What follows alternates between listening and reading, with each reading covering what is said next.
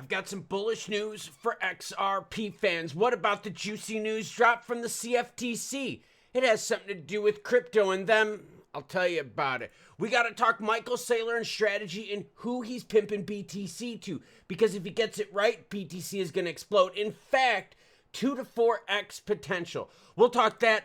Another senator comes out and says, whoa, we're not getting crypto regs this Christmas. Wait, what? I say lots of naughty things, so here's your warning. We got one more day until the big rate decision with Jerome Powell and the Fed, and current expectations are 90% chance that we're gonna get a quarter cut.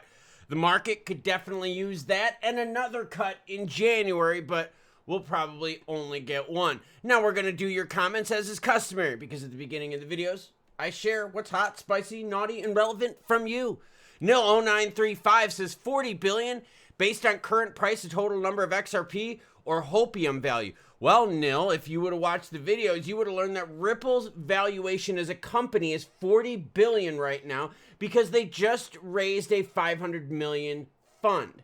Now, that has nothing to do with the price of XRP. That has to do with Ripple's private shares.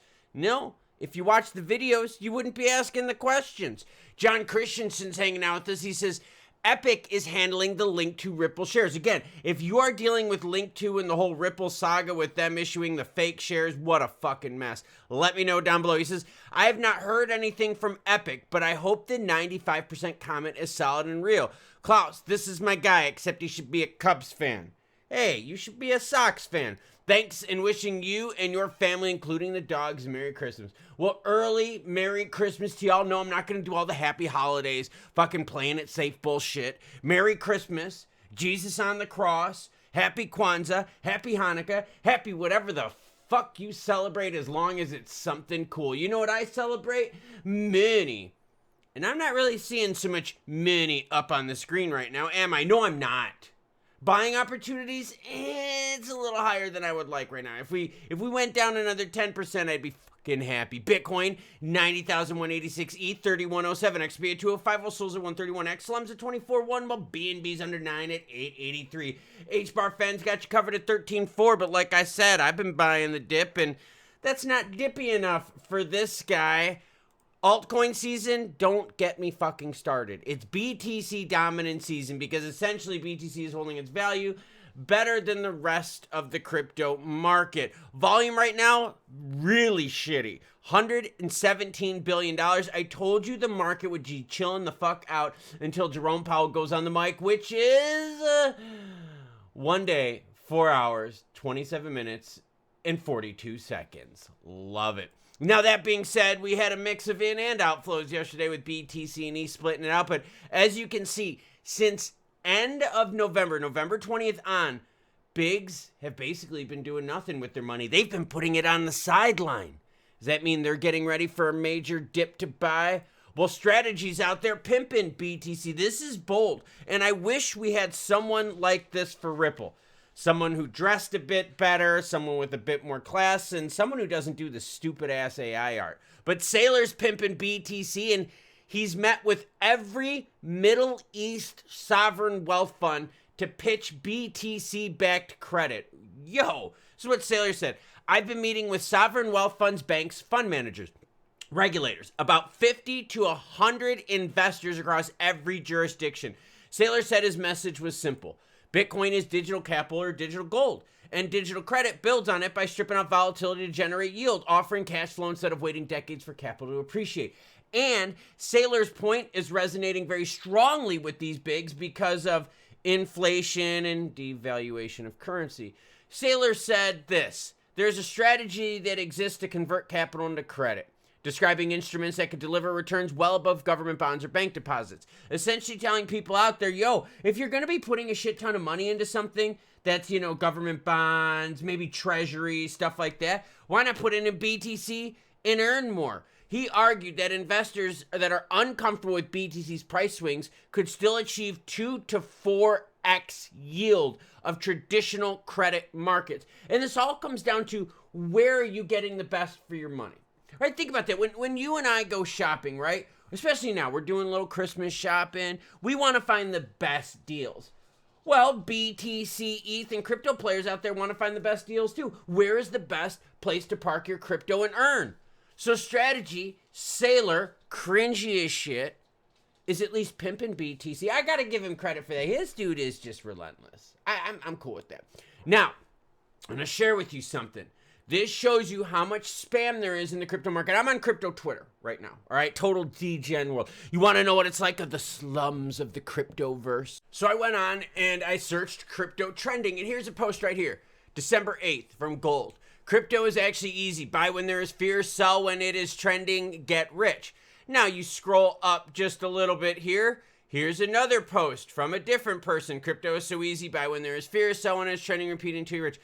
You know how many of these are freaking bots out here? So be very careful, because if you go, you're going to look and you're going to see that there's a whole bunch of people with the exact same message all posted around the same time. Here's another one from Leo. Crypto is simple. Here's another one from Joey. Crypto is simple. Yeah, they're all posting the same BS message. So just be careful out there. Now the regs update for you. Oh, this one pisses me off. Senator Mark Warner is telling Eleanor Tourette that getting a crypto market structure done before Christmas will be very hard, because they're still waiting on the White House's language for two major pieces of the bill, ethics and quorum. So you got Senator Tim Scott out there from South Carolina saying, yo, we're going to get markup done real soon here. But now you got Mark Warner out here saying, no, we're not going to get markup done. This is what he said. He said, at some point, our Republican colleagues are going to have to decide if this is a White House bill or a congressional call. Warner added that his staff and their Republican counterparts are meeting every day for hours and that a bill will get done, but they need to get it right. So here's Warner throwing shade at the White House for not getting regs done. Wait, what? And I'm telling you, the reason the White House wants to get regs done is because Trump's family would become mega rich if we got those regs. Now the CFTC is giving us something juicy. And by the way, again, happy Tuesday to y'all. The CFTC approves BTC, ETH, and USDC as margin collateral. Withdrawing a 2020 ban. Love it. Acting Chairman Caroline Pham, that's right, because we don't have a fucking full chairman yet, explicitly positioned the move as a regulatory modernization effort mandated by the Genius Act. Crucially, the commission withdrew Staff Advisory 20-34, thanks Gary Gensler, and who Rostam Benim. Yeah, you didn't help crypto out at all. Effectively had banned FCMs from holding virtual currency as customer funds. Pham noted that the advisory was outdated and acted as a concrete ceiling on innovation. The CFTC is also providing regulatory clarity through tokenized collateral guidance. We love that. For real-world assets like U.S. Treasuries and withdrawing CFTC requirements. Love it. So the CFTC giving us something juicy. Now, if you want to read the entire announcement, it'll take you about 5 minutes or so. It's linked to everyone in the description below.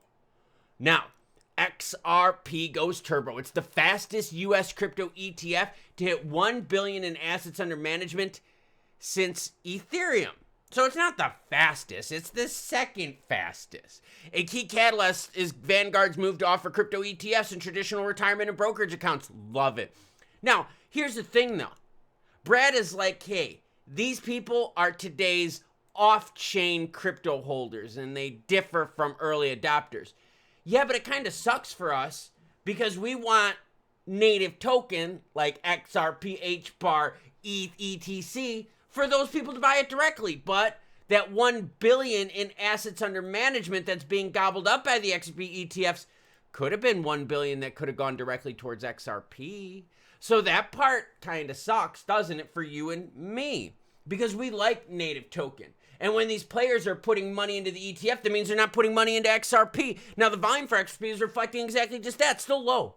2.5 billion. I'm expecting volatility tomorrow again with the Fed. 2.5 billion in volume in the last 24 hours, down 22%. Price 205. So we're definitely in the fucking friend zone. And yes, we can zoom out and see that the ETFs, when they were put in place, hasn't really done much for us. In fact, a lot of people would say that maybe the ETFs have caused more damage to XRP because instead of capital flowing into XRP, it's flowing into ETFs. Not XRP directly. So Brad's happy because it's helping out the value of Ripple, the company, private shares. They're worth $40 billion right now because they just had a $500 million capital raise. But XRP is waiting for the true juice price action. Now, I do believe some of these players that are getting the ETFs are going to eventually get into native token. It might take some time. Yeah, they might be waiting for the regs. Because the reason these players got into the ETFs is because those ETFs are regulated securities products. There's protections, more disclosures. These crypto assets, native tokens, don't have that. So I guess we really do need the regs, don't we? So you got Mark Warner on the Democrat side saying, yo, we can't get regs done this month with markup because the White House is holding us up. Quorum and ethics, they're waiting for the language. Now, on the other side of the aisle is Senator Tim Scott from the great state of South Carolina, where this guy lives. He's a Republican. He's saying, yo, we're going to get it done this month, and then we're going to work on it in early January and February. So you still got the Democrats and the Republicans kind of throwing shit like at each other. And it's important because I just shared with you a story about XRP being the second fastest thing to hit 1 billion in assets under management for those ETFs. Why are players flocking to those ETFs? Because they are more protected, more regulated, there's more disclosures, and traditional fund money feels more comfortable with that than they do native assets. So that's why we need the regs. And what was my promise to you a little bit ago? It was to bring you every quote, every news bit about the people that are in charge of regs. And that's what I'm doing. I'm bringing you the hopium. I'm bringing you the poopium. I'm bringing you the hot, spicy, naughty, and relevant so that you are up to date with stuff. Because I'm looking at this going, you know what? Crypto, cool. But crypto needs the regs to get the traditional finance money involved. That's why these players are like, oh, XRP ETF, it tracks the price of XRP. And we're all like, just fucking buy XRP directly. And they're like, well, no, there's no disclosures. How do we know there's no inside bullshit? So instead, they go with the ETFs. Could you imagine how much more money would be flowing into XP native token? Think about that. That 1 billion in assets under management with that ETF. What if some of that money went to buy directly XRP? Well, it would freaking help, wouldn't it? Now, the CFTC is doing some pro-crypto stuff, unraveling some Gensler and Rostam Behnam era stuff. Yeah, Rostam Behnam didn't help us out. And Stellar's partnership with the CFTC was a big nothing burger. Remember when they touted that? I told you it was going to be bullshit. So, less than a day's Jerome Powell, 90% chance that he's going to get the cuts. But the important thing is not him getting a cut because we're expecting it, right? 90% expectations. The important thing is, what does he say after? Does he say we're going to get more cuts in January? Does he say we're going to pause for a while? His words are going to determine if we're red or green tomorrow. Now, there's a sign flashing behind me. Oh, you're a listener? Well, here's some ASMR for you. Fresh Guade iced coffee, not sludge sitting in a pot overnight. The sign behind me says 3 words. 2 of them are the same and 1 of them is different. It rhymes with snitches. And it says this, choo-choo bitches.